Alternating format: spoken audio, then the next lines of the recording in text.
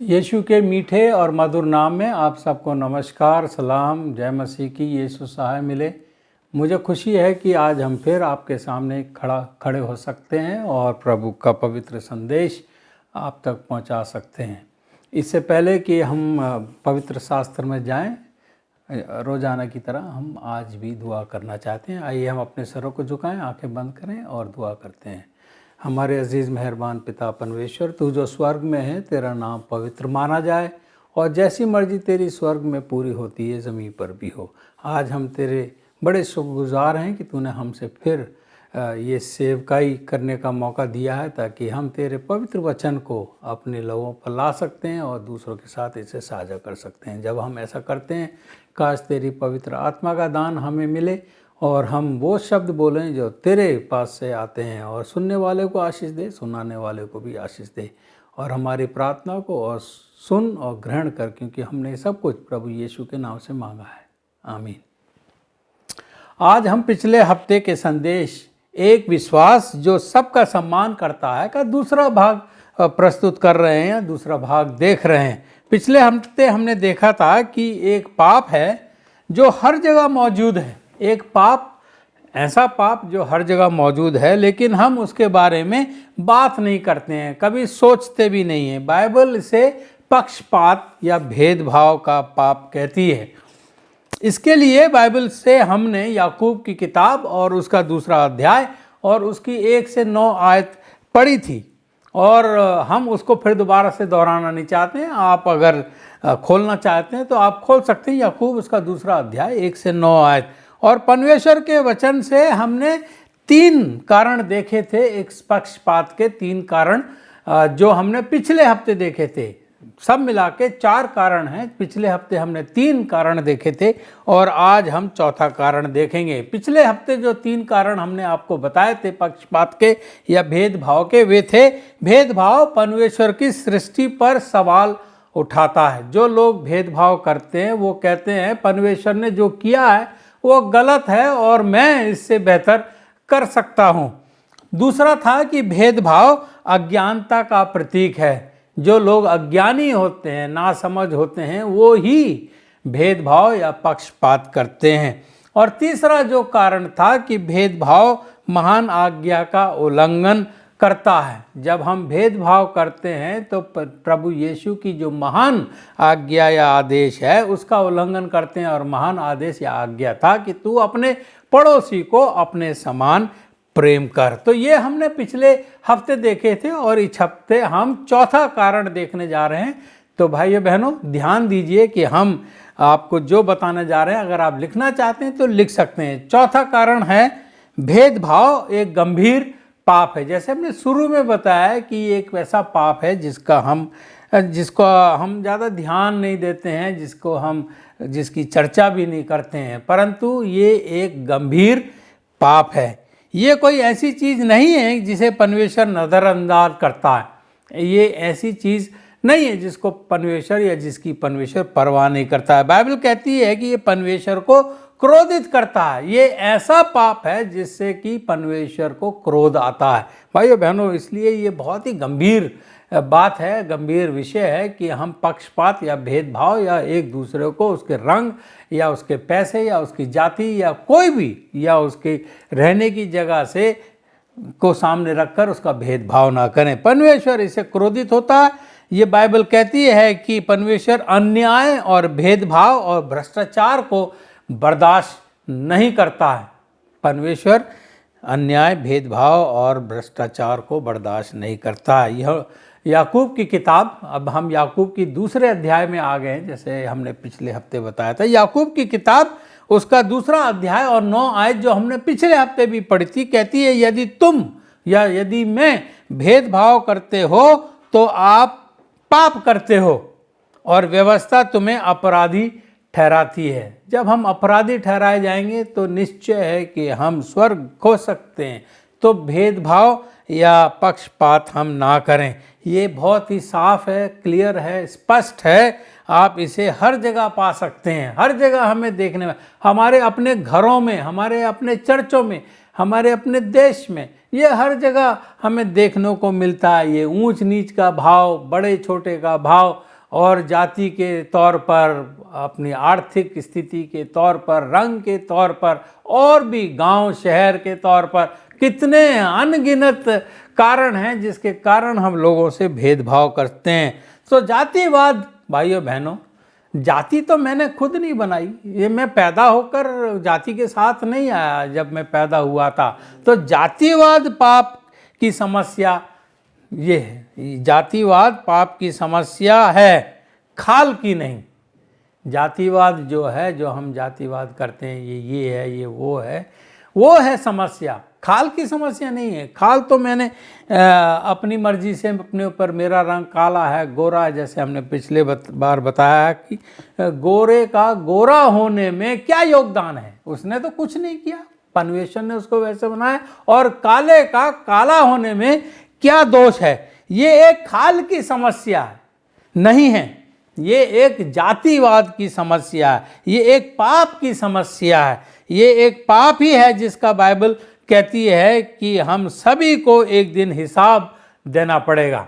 भाइयों बहनों, जो ईश्वर ने बनाया उसकी समस्या नहीं है, जो इंसान ने बनाया, हर लोगों को जाति में, फरके में और कास्ट में, इन चीज़ों में बांट दिया। तो समस्या वो है और उसको हमें दूर करना चाहिए, और वो एक पाप है जिसका हमें एक दिन हिसाब देना पड़ेगा। रोमियो की किताब उसका 14 अध्याय और 10 आयत कहती है, तू अपने भाई पर क्यों दोष लगाता है? तू अपने भाई पर क्यों दोष लगाता है? या तू फिर क्यों अपने भाई को तुच्छ या नीचा जानता है? हम सब के सब एक दिन परमेश्वर के न्याय सिंहासन के सामने खड़े होंगे और वो हम सब का न्याय करेगा। तो क्यों तू अपने भाई पर दोष लगाता है, या क्यों तू उसे तुच्छ मानता है या जानता है? भाइयों बहनों, ये एक पाप है जिसका हमें जवाब देना पड़ेगा। परमेश्वर हमसे इसका हिसाब पूछेगा। तो इसलिए हम अपने आप को और आपको आगाह कर रहे हैं, ये पक्षपात, भेदभाव, जातिवाद, ये जो गुनाह है, ये जो पाप है, इसमें ना पड़े, क्योंकि हमें इसका हिसाब देना पड़ेगा। हम न्याय के लिए परमेश्वर के सामने खड़े होंगे और वो हमसे पूछेगा। तो हम कैसे पक्षपात के पाप को या भेदभाव, जातिवाद के पाप को ख़त्म कर सकते हैं? अगला सवाल यही है, जब ये पाप है तो हम कैसे इसको ख़त्म कर सकते हैं? कैसे कुछ लोगों के पक्ष के और दूसरों लोगों के विरोध के विचारों को ख़त्म कर सकते हैं?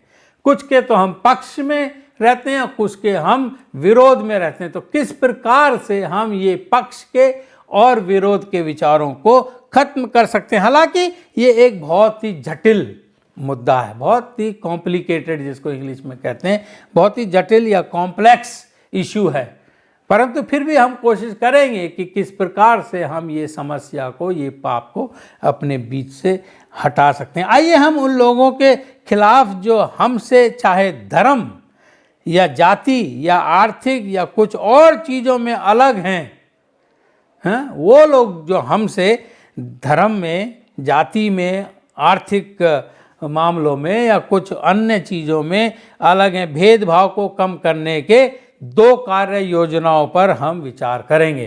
तो 2 चीज़ें हैं, उन पर हम विचार करेंगे। और आप अगर इनको कहीं लिखना चाहते हैं ताकि आप इसको किसी और को बता सकें या फिर आप इसको फिर से सीख सकें, जान सकें, तो लिख लीजिए। क्योंकि जैसे हमने बताया, मानव बुद्धि बहुत सीमित है, वो जो कुछ भी सुनती पढ़ती है वो कम से कम 95% 2-3 दिन में भूल जाता है। तो इसलिए लिखना बेहतर है। तो पहला जो कार्य योजना है, जो पहले कार्य योजना है, किस प्रकार से हम पक्षपात और भेदभाव को हटा सकते हैं, वो है लोगों को वैसा देखना जैसे परमेश्वर देखता है। लोगों को वैसा देखना जैसे परमेश्वर देखता है। और हम आगे चल के देखेंगे कि परमेश्वर लोगों को कैसे देखता है। हमें भी उन्हें वैसा ही देखना चाहिए, ना ऊंचा ना नीचा। पहले हम लोगों को वैसे देखना सीखना चाहिए जैसा परमेश्वर देखता है। जैसे परमेश्वर मुझे जानता है या मुझे देखता है, तो मुझे भी दूसरों को वैसा ही देखना चाहिए जैसे परमेश्वर उन्हें देखता है। ये स्वाभाविक रूप से नहीं होता है, इसे सीखना पड़ता है।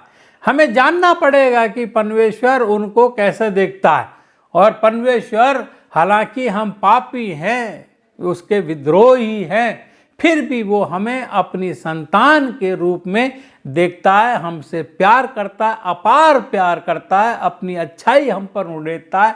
तो हम क्यों दूसरों से वैसा व्यवहार करें जैसा परमेश्वर नहीं करता है। पापी होने के बावजूद भी उसने हमसे ऐसा प्रेम किया कि अपना इकलौता पुत्र हमारे लिए मरने को दे दिया, ताकि हम ना मरें परंतु अनंत जीवन पाए। जब परमेश्वर हर इंसान को अपना पुत्र, अपना पुत्री मानता है, तो हम कौन होते हैं उनको कुछ नीचा मानने वाले। तो भाइयों बहनों, ये जो है स्वाभाविक नहीं है। हमें परमेश्वर को जानना है और फिर हमें परमेश्वर के बच्चों से, उसकी संतान से वैसा ही व्यवहार करना है जैसा वो करता है। और परमेश्वर हमारी इस काम में मदद कर सकता है कि हम दूसरे लोगों को भी अपने समान माने, अपने समान प्रेम करें। हम हर उस व्यक्ति को जो हमारे जीवन में आता है उस तरह से देखें जैसा कि परमेश्वर देखता है। ऐसा करने के लिए हम सीखें। अगर आप अभी तक नहीं करते आए हैं तो आप सीखें कि मैं किस प्रकार से हर किसी व्यक्ति को जो मेरे जीवन में आता है, चाहे मेरे परिवार का हो, चाहे पड़ोसी हो या कोई अन्य हो, उसको मैं उसी तरीके से देखूं जिस प्रकार से परमेश्वर उसे देखता है। क्योंकि हर व्यक्ति नजात का, उद्धार का हकदार है। मैं और वो बराबर हैं, उसे भी हक मिलता है उद्धार का, मुझे भी हक मिलता है। तो पहला सामुएल उसका 16वां अध्याय और 7 आयत कहती है, यहोवा को देखना मनुष्य का सा नहीं है। यहोवा का देखना मनुष्य का सा नहीं है, मनुष्य जैसा नहीं है। मनुष्य तो बाहर का रूप देखता है, परंतु यहोवा की दृष्टि मन पर रहती है। आप किसी को उसके रंग से, उसके कपड़ों से, उसके रहने के जगह से, या कहाँ से वो आया है, या सोने की चेन पहनी, अंगूठी डाली है, उससे आप किसी को जज नहीं कर सकते हैं, या किसी को उसके हिसाब से आप सम्मान नहीं दे सकते हैं। क्योंकि आप, या जैसा कहता है बाइबल कहती है कि परमेश्वर तो बाहरी इंसान की तरह नहीं देखता है, इंसान बाहरी रूप देखता है, जबकि परमेश्वर मन देखता है। वो आपके अंदर जो दिल है, मन है, उसको जानता है। हमें दिल को देखना होगा, इंसान की खूबियत के हिसाब से उसे जांचें और वैसा ही उससे व्यवहार करें। अध्ययनों से पता चला है कि लोग आपके बारे में निर्णय तब लेते हैं जब वे आपको पहली बार 30 सेकंड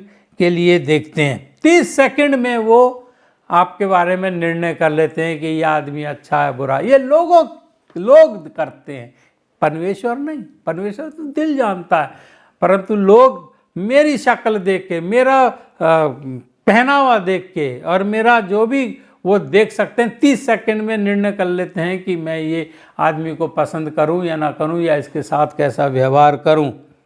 हम ना केवल पुस्तक को उसके कवर से आंकते हैं, कहा जाता है ना कि पुस्तक के कवर से या उसकी जिल्द से, उर्दू में कहा जाता है, उससे अंदर का, उसके अंदर क्या लिखा उसके बारे में जान जाते हैं। कहने की बात है, परंतु ये सच नहीं है।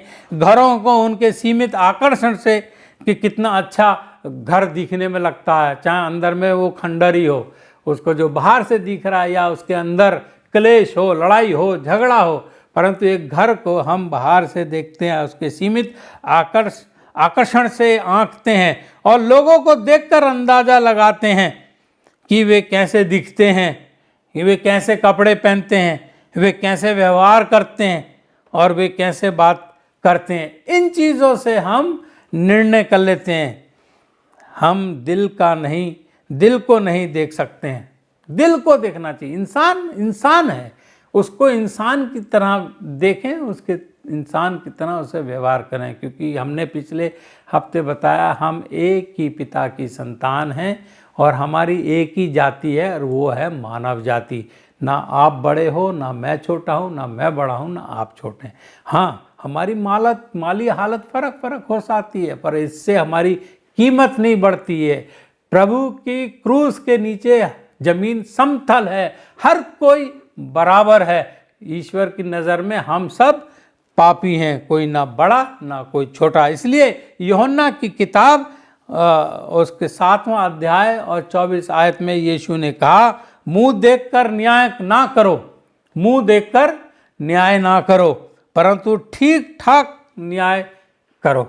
मुंह देखकर, आदमी की हालत देखकर न्याय मत करो, परंतु सही तरीके से न्याय करो, यीशु कहता है। परमेश्वर लोगों को वैसे देखना सीखो जैसे परमेश्वर उन्हें देखता है।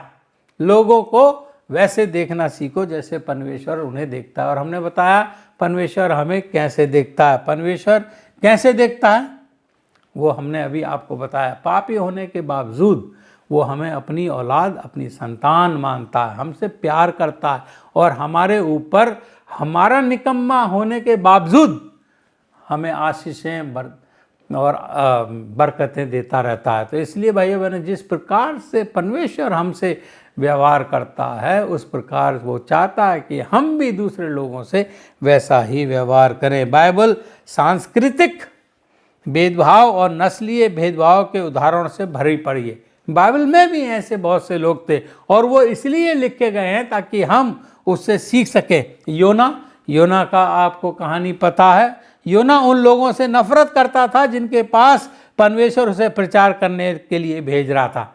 वो पसंद नहीं करता था, वो तो चाहता था कि वो मर जाएं, परंतु परमेश्वर चाहता था कि वो बचाए जाएं। तो ये कहानी योना की आपको पता है, हम उसमें गहराई से नहीं जाएंगे। यहाँ तक कि पतरस को गैर यहूदियों के खिलाफ अपने भेदभाव से उबरना पड़ा। पतरस भी गैर यहूदियों से नफरत करता था। वो कहता था ये जो सुसमाचार है गैर यहूदियों के लिए नहीं है, केवल यहूदियों के लिए है। जो अब्राहम की संतान है केवल वो ही उद्धार पाएंगे। इसलिए पतरस को भी इन चीज़ों से ऊपर उठना पड़ा। उसको भी इस चीज़ को जानना पड़ा। इसलिए गैर यहूदियों को सुसमाचार प्रचार करने के लिए परमेश्वर को पतरस को लोगों के खिलाफ जो उसके जैसे नहीं थे, जो गैर यहूदी थे, जो उसके जैसे नहीं थे, ये सबक सिखलाने के लिए, भेदभाव को तोड़ने के लिए एक सपना या स्वप्न देना पड़ा।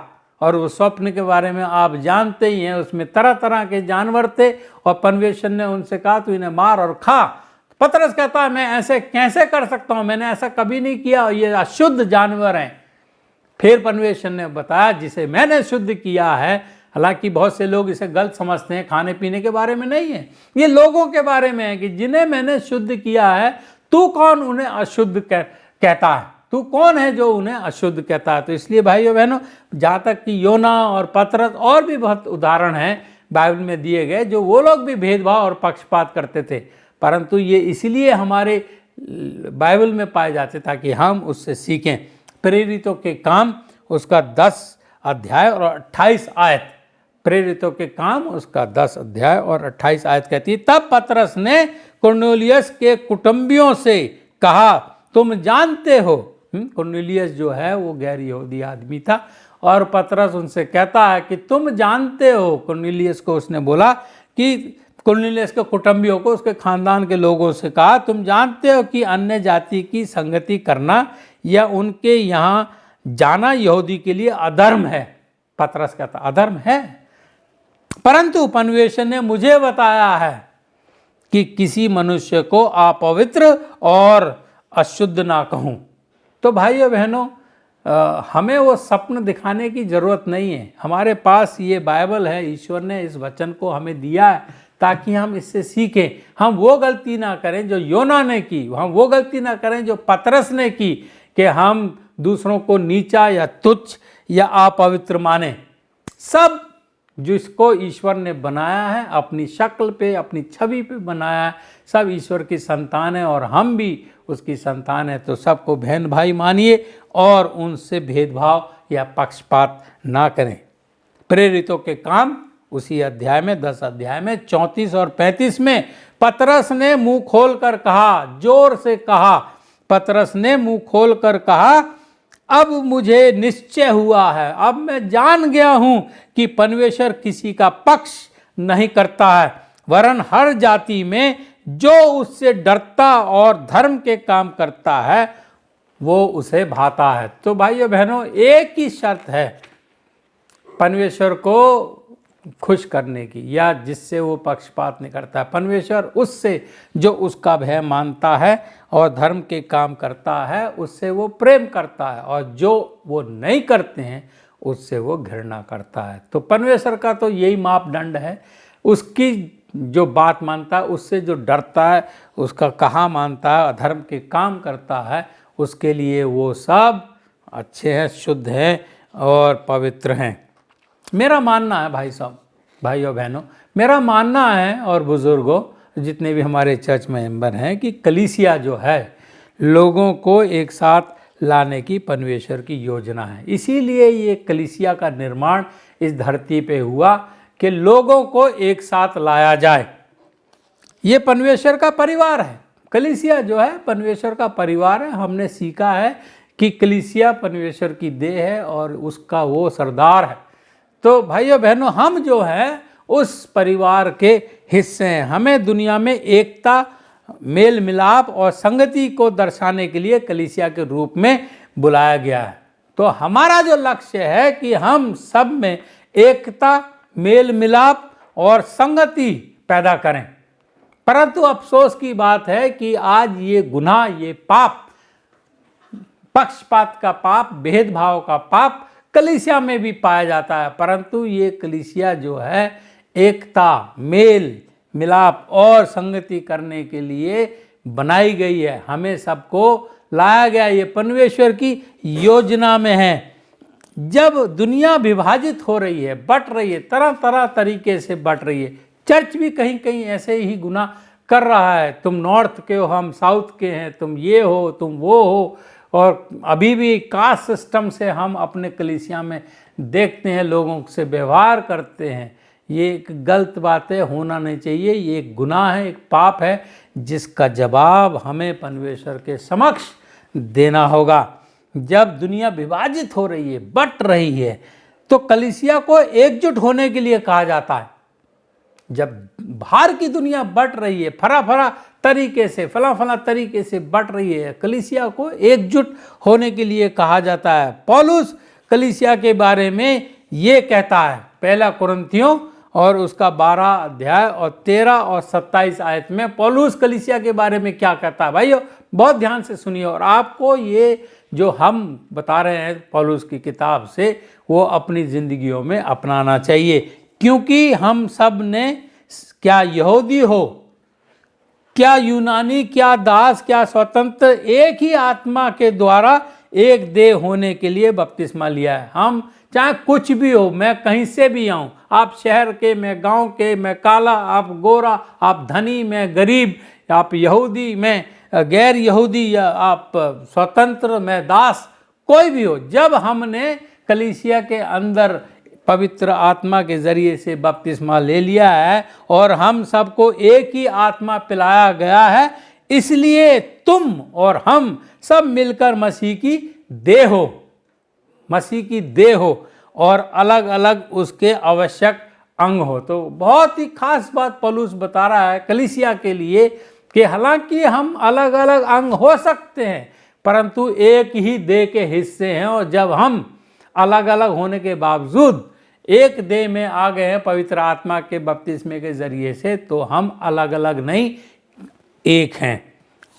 भाइयों बहनों, जब रिश्ते टूट जाते हैं तो लोग नहीं जानते कि वे कौन है। रिश्ते टूट जाते हैं तो वे नहीं जानते कि वे कौन हैं।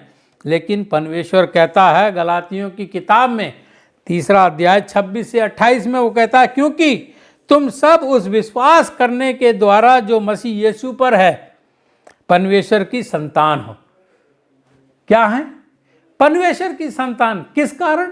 उस विश्वास के कारण। यदि आप और मैं परमेश्वर प्रभु यीशु पर विश्वास करते हैं तो उस विश्वास के द्वारा मसीह की या परमेश्वर की संतान हैं। और तुम में से जितनों ने मसीह में बपतिस्मा लिया है वे मसीह के साथ एकजुट हो गए, मसीह का हिस्सा बन गए हैं। और तो फिर मसीह के अगर हम हिस्सा हैं तो हम अलग अलग कैसे हो सकते हैं? भेदभाव हमारे अंदर कभी नहीं होना चाहिए। अब ना कोई यूनानी रहा, ना कोई यहूदी रहा, ना कोई दास रहा, ना स्वतंत्र रहा, ना कोई नर, ना कोई नारी, क्योंकि सब मसीह यीशु में एक हो गए हैं। भाइयों बहनों, बहुत ज़रूरी है, जब आपने मसीहत अपनाई है, हम मसीह हैं, तो ये चीज़ जो पहले हम करते थे, पहले हम बंटवारा करते थे जाति के तौर पर, कास्ट के तौर पर, रंग के तौर पर, अमीरी गरीबी के तौर पर, जो पिछली दुनिया थी, एक बार जब हम मसीह के सदस्य बन जाते हैं तो ये चीज़ें हमारे अंदर से निकल जानी चाहिए। अफसोस है कि बहुत से लोग मसीह के परिवार के हिस्से बनने के बाद भी जो पुरानी उनकी आदतें थीं, जिस प्रकार से वो पहले करते थे, अभी भी करते रहते हैं। क्या आपने मसीह में विश्वास किया है?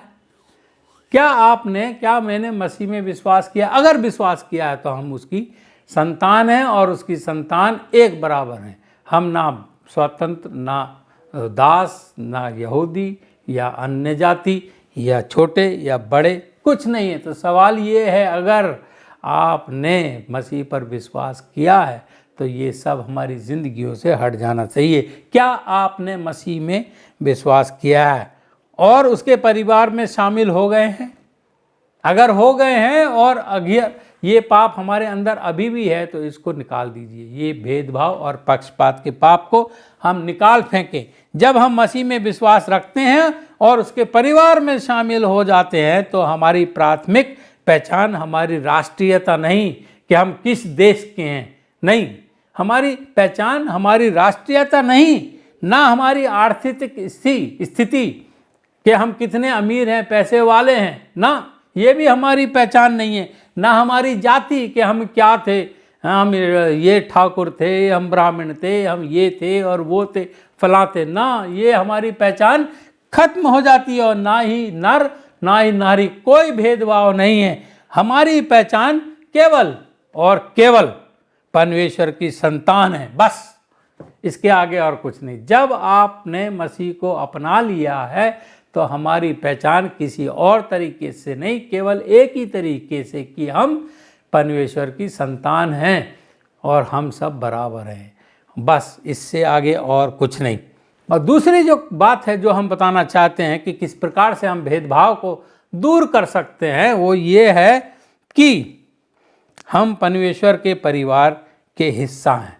हम परमेश्वर के परिवार के हिस्सा हैं। यही है हमारी जो, अगर हम ये भेदभाव, ये पक्षपात हटाना चाहते हैं तो ये समझ लेना चाहिए जो अभी तक हम बता रहे हैं कि हम बपतिस्मे के जरिए से परमेश्वर पे विश्वास, यीशु पे विश्वास करने से हम उसके परिवार के हिस्सा है। जब हमसे खुद के बारे में कहने के लिए कहा जाता है, अक्सर जब मैं किसी कलीसिया में, किसी चर्च में प्रचार करने जाता हूं तो पादरी साहिबान यही पूछते हैं कि आप कुछ अपने बारे में बताएं, आप कुछ अपने बारे में बताएं, क्योंकि वो जब वहाँ संदेश देने से पहले मेरा परिचय देना चाहते हैं और वो चाहते हैं कि मैं सब दुनिया भर का उनको परिचय दूं अपने बारे में। मैंने ये किया, मैं यहाँ से हूँ, मेरे कितने बच्चे हैं, मैं क्या क्या काम करा और ये है और वो है, फलां फलां।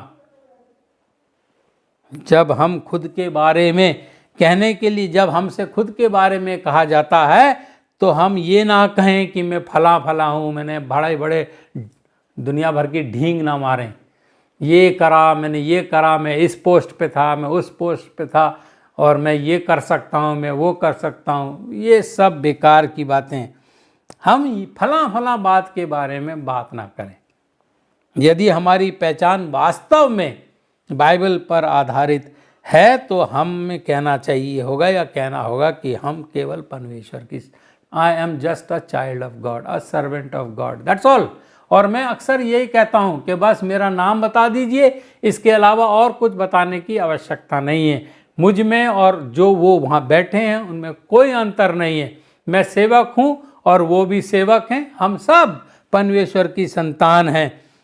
यदि हमारी पहचान बाइबल पर आधारित है, वास्तव में बाइबल पर आधारित है, तो हमें कहना होगा कि हम बस परमेश्वर की संतान हैं, हम परमेश्वर के परिवार के हिस्सा हैं। यही हमारी पहचान है, यही है, बस यही है, ना और कुछ इधर उधर जोड़ के जो हम बहुत सी चीज़ें जोड़ देते हैं, जैसे डिग्रियाँ जोड़ देते हैं, ये सब और कोई काबिलियत और कोई खूबियाँ और कोई मान्यताएं और कोई हैसियत हमारी नहीं है। केवल यही कि हम परमेश्वर की संतान हैं और हम परमेश्वर के परिवार के हिस्सा हैं। कुलुसियों की किताब उसका 3 अध्याय और 11 आयत कहती है, इस नए जीवन में ना तो यूनानी रहा। कौन सा नया जीवन?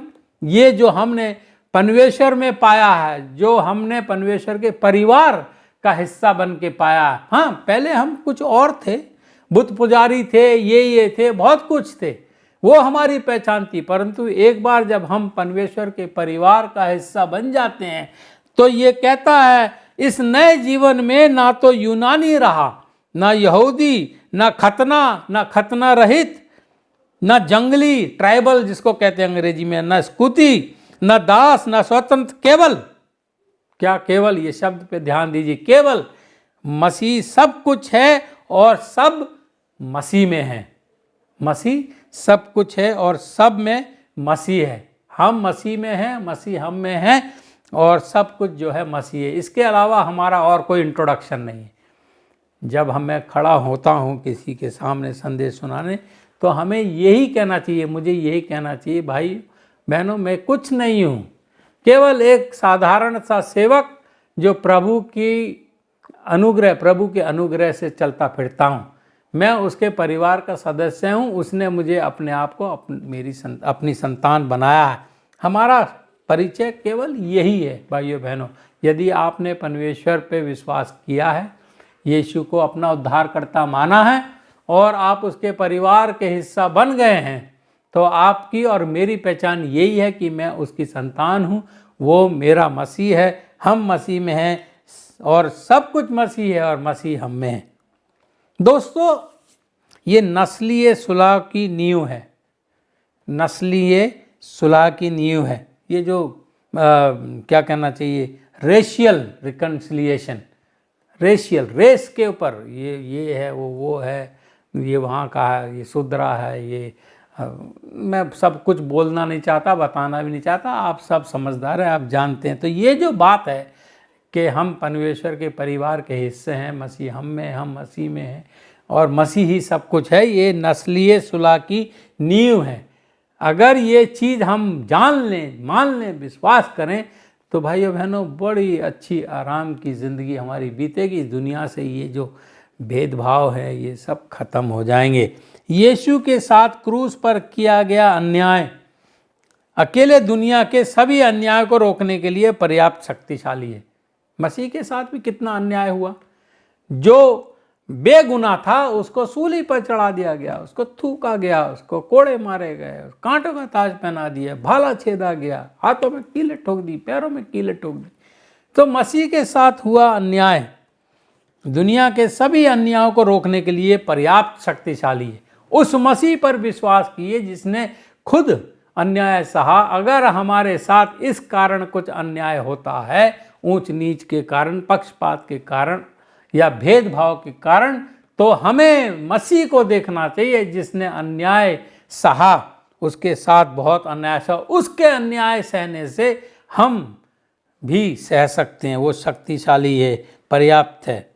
यदि हमारी जाति, हमारी उम्र के चलते भी होता है भेदभाव, हमारे लिंग, हमारे धर्म, यदि हमारी जाति, हमारी उम्र, हमारी विरासत, हम कहाँ से आए, ओ ये तो ये है, गांव से आया, हमारी विरासत या हमारी आर्थिक स्थिति से, जैसे हमने पिछले हफ्ते बनाया था, कोई जो सोने की चेन और ये वो पहन के आए तो हम कहते तू ऊपर जाके बैठ, अच्छी जगह पे बैठ। जो चितड़े फितड़े कपड़े में आए, ना तू चल हट परे, या फिर मेरे पैरों में बैठ। ऐसा हमें नहीं करना चाहिए। तो यदि हमारी जाति, हमारी उम्र, हमारी विरासत, हमारी आर्थिक स्थिति या हमारे विश्वास के कारण भी पक्षपात होता है। हमें कहीं कहीं एप्लीकेशन में लिखना पड़ता है रिलीजन, हालांकि ये होना नहीं चाहिए।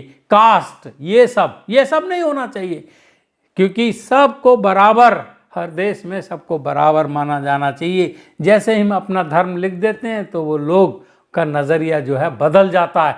यदि भाई बहनों हमारी आर्थिक स्थिति या हमारे विश्वास के कारण हमारे साथ अन्याय होता है, तो हमें पता होना चाहिए कि हमारे पास एक उद्धारकर्ता है जो समझता है, क्योंकि उसके साथ खुद अन्याय हुआ तो सहें, अन्याय सहें, परंतु दूसरों के साथ खुद पक्षपात या भेदभाव ना करें। इस कारण, इन चीज़ों के कारण अगर हमारे साथ अन्याय होता है तो हम सहें, क्योंकि हम जानते हैं कि हमारा एक उद्धारकर्ता है जिसने खुद अन्याय सहा, वह हमारी स्थिति को समझता है, क्योंकि उसके साथ भी अन्याय हुआ था। हमें पता होना चाहिए कि हमारा परमेश्वर के परिवार में स्वागत है। हम जैसे भी हैं, अगर हम प्रभु यीशु पर विश्वास करते हैं तो प्रभु यीशु अपनी बाहें फैलाकर हमें स्वागत करने के लिए, अपने परिवार में स्वागत करने के लिए तैयार है। तो भाइयों बहनों, हमें पता होना चाहिए कि हमारा परमेश्वर के परिवार में स्वागत है और परिवार भी हमें चाहता है। ऐसा ही परिवार होना चाहिए। जब कोई मनुष्य, कोई व्यक्ति हमारे चर्च, हमारी कलीसिया, हमारे घरों में आए तो हम बड़े खुश दिल से उसका स्वागत करें, उससे बातचीत करें और उसे कंफर्टेबल फील कराएं, ताकि वो हमारे परिवार में जैसे कि उसका स्वागत किया जाता है वैसा महसूस करे। आइए हम अपने आप को वैसा होने के लिए फिर से सौंपें जैसे परमेश्वर चाहता है। भाई बहनों, अगर आप और मैं वैसे नहीं हैं, ये गुनाह हम सभी के बीच में है, मेरे में भी है, आपके में भी है। पक्षपात का, भेदभाव का गुनाह हम सब के बीच में है। अगर हम ऐसा करते आए हैं, दूसरों को हम फर्क नज़र से देखते हैं, उनकी हालत के हिसाब से देखते हैं, तो आइए हम फिर से वैसा होने के लिए अपने आप को सौंपें जैसे हमें परमेश्वर चाहता है। भेदभाव के बिना, बिल्कुल पक्षपात के नहीं हो, अधिक क्षमाशील। कोई गलती भी करता है, कोई जैसा भी है, क्योंकि आदमी बदलने में समय लेता है, अगर ऐसा कुछ व्यवहार वो करता है जो उसको शोभा नहीं देता, तो हमें क्षमाशील होना चाहिए और अधिक प्रेमी और अधिक मसीह की तरह हमें होना चाहिए। तो भाइयों बहनों, आज का संदेश हम यहीं समाप्त करते हैं और मुझे यकीन है कि आपने इससे बहुत कुछ सीखा होगा और जिस बात के बारे में ये 2 हफ्ते में संदेश ने कुछ कहा है, हम उस पर ध्यान दें, क्योंकि ये जो पाप जिसको हम ज़्यादातर ध्यान देते नहीं है, हर जगह पाया जाता है, ना उसके लिए कोई बात की जाती है, ना उस पर कोई गौर करता है, परंतु प्रभु का वचन हमें बताता है कि ये एक महापाप है और इसका न्याय होगा। परमेश्वर के सामने हमें खड़े होकर इस चीज़ का जवाब देना होगा कि हमने किसी के साथ पक्षपात या भेदभाव किया है। तो आइए हम इस समाचार या संदेश को ख़त्म करने के लिए परमेश्वर का धन्यवाद दें और प्रार्थना करें। हमारे अजीज़ मेहरबान पिता परमेश्वर, हम निहायत ही शुक्रगुजार हैं कि तूने हमसे आज बातचीत की, अपना पैगाम हम तक पहुंचाया और अकल और दानिश बख्शी ताकि हम इस वचन को दूसरों तक पहुंचा सकें। पिता परमेश्वर, हमारे अंदर ये गलतियां, ये पाप पाया जाता है कि हम दूसरों को फर्क नज़र से देखते हैं, परंतु होने दे कि तेरे अनुग्रह से हम लोगों को वैसा देखें जैसा तू हमें देखता है। तूने पापी होने के बावजूद हमसे मोहब्बत की, प्यार किया और आज भी तू हमसे प्यार करता है और चाहता है कि हम सब अनंत जीवन पाएं। जब तू हम पर इतना दयावंत है, होने दे कि हम भी दूसरों को इसी नज़र से, एक ही नज़र से देखें और उनको अपने परिवार का हिस्सा माने, मसीह के परिवार का हिस्सा माने। आने वाले वक्त में हे परमेश्वर, अगर हमसे ये गुनाह होता है तो हमें क्षमा कर, अकल और दानिश और तौफीक बख्श ताकि हम ये गुनाह ना करें, क्योंकि ये हमें सीखना पड़ेगा कि हम सबको अपना बहन और अपना भाई माने। हम इस दुआ को जो तूने ये चीज़ को जो तूने हम तक पहुंचाई है, इसके लिए हम धन्यवाद देते हैं और हमें जब तक तू ना आए वफादार और ईमानदार रख, अपने कलाम में, अपने उपदेश में बनाए रख, ताकि हम तेरे बच्चे बच्चियां कहलाएं। और जब तक तू आए हमें तू अपने आने के लिए तैयार कर, ताकि हम जब तू आए तो हम तैयार पाए जाएं तेरे साथ जाने के लिए। हमारी इस प्रार्थना को सुन और प्रभु यीशु के नाम से ग्रहण कर। आमीन।